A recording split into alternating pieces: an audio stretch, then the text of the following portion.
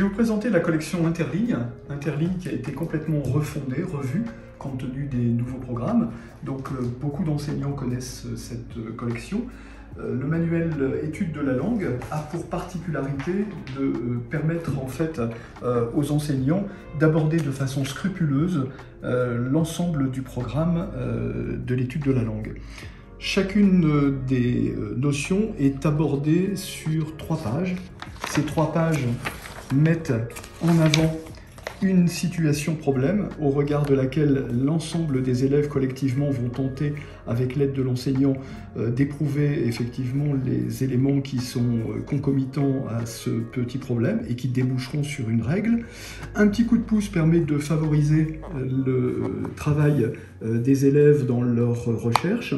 Un petit test formatif qui a pour effet effectivement déjà de donner à l'enseignant la capacité de pressentir si ses élèves ont plus ou moins compris ce qui leur était demandé. Et à partir de là, 2 itinéraires. Itinéraire A, itinéraire B, donc des itinéraires différenciés par les difficultés ou la longueur des propositions. S'ensuit un test sommatif et qui permet, j'allais dire là, de s'assurer effectivement de la bonne compréhension. Ensuite, autour des textes, c'est une partie qui, j'allais dire là, offre à l'élève et à l'enseignant la capacité de réinvestir la notion qui vient d'être étudiée. Et enfin, on découvre la règle. Un petit focus sur 3 mots qui sont découverts et qui sont explicités.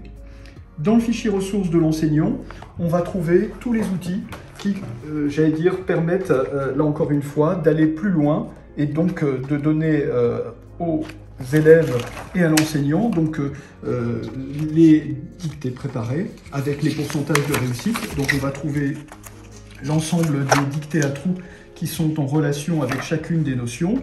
On va trouver l'ensemble des fiches outils dont les tests qui, j'allais dire, amènent là aussi les enfants à être éprouvés sur ce que l'on a vu. On va rentrer ensuite dans les questions réflexives.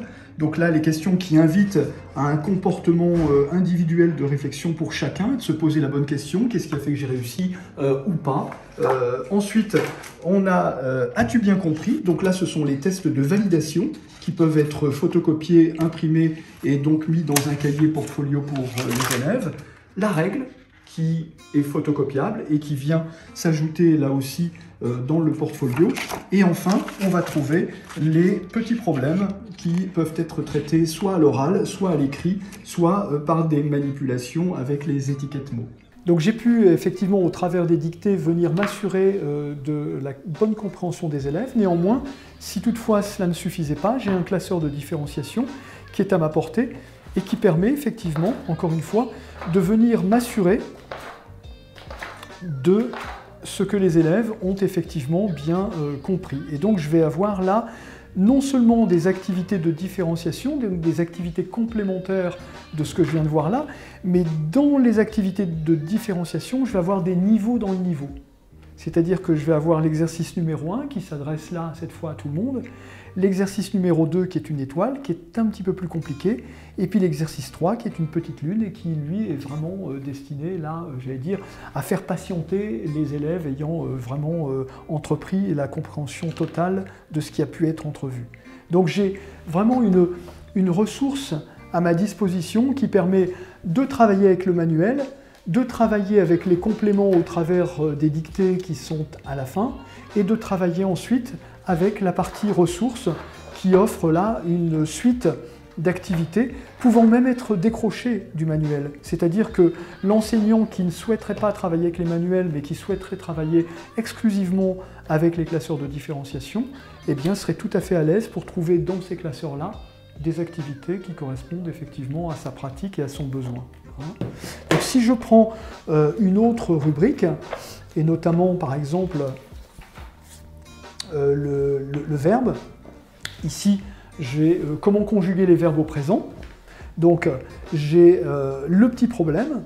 Ce petit problème est attisé par construire la règle. Donc là, à l'oral, avec l'aide de l'enseignant, on va trouver tous les éléments qui introduisent la notion et qui stimulent les élèves. Petit test formatif.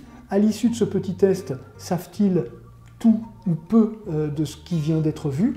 itinéraire différencié, itinéraire A, itinéraire B, activité d'évaluation, mais cette fois finale, sommative, au travers desquelles on s'assure que les élèves ont plus ou moins compris, on réinvestit autour des textes, et ensuite on découvre la règle.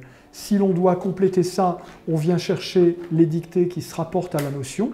Donc je suis sur la notion V6, je vais chercher la dictée V6 qui me permet en fait de traiter la conjugaison et notamment le présent. Et puis si j'en ai encore besoin pour aller de façon un petit peu plus loin, je vais ici dans la rubrique des verbes, V6, chercher la fiche qui correspond, avec encore 3 niveaux de différenciation possibles. Et à l'intérieur du guide du maître, je vais aussi trouver des jeux oraux qui permettent encore une fois de sortir du manuel et d'aller, j'allais dire là encore, captiver les élèves avec des activités ludiques. Je vais trouver des étiquettes mots qui permettent aussi de faire des montages, des manipulations. Et là encore, pour avoir dans mon cahier d'élèves tous ces éléments-là, je trouve les règles à photocopier et je trouve d'autres dictées que celles du manuel. Donc quand j'ai 54 notions ou 56 notions à l'intérieur du manuel, j'ai 56 dictées à l'intérieur du manuel, mais j'en ai 56 autres qui sont aussi dans le guide du maître et qui me permettent de travailler à chaque fois. Donc on voit vraiment une large ressource qui permet de s'intéresser encore une fois à toute la classe, à tous les élèves. C'est ça qui fait la force et la particularité d'Interligne, c'est de donner à l'enseignant le plus et le moins selon, j'allais dire là, la nécessité, hein, de s'intéresser encore une fois à la réussite de chacun. Bien entendu, tout ça est numérique, bien entendu, tout ça est aussi papier, donc on peut s'accommoder, j'allais dire, dans la classe comme on veut ou à la maison comme on veut. Donc c'est une collection qui est très simple à utiliser, qui est très facile à mettre en place, et qui est, j'allais dire, sans parti pris aucun, qui est vraiment très connu, là aussi, du monde des enseignants. Et puis, dernière chose que j'ai précisé tout à l'heure, hein, c'est une conformité totale avec les programmes récents.